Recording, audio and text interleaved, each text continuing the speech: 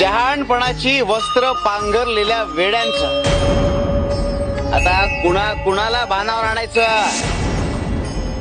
हा? चल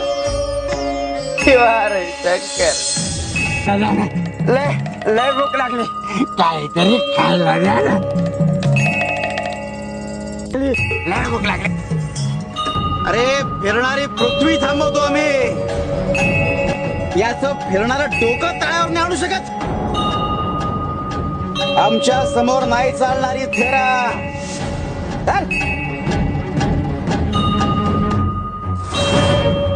भोंगे कहर झालाय, कहर.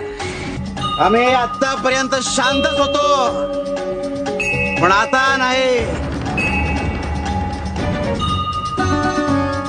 म्हणजे या वेड्याचं डोकं ठिकाणावर आणलंय.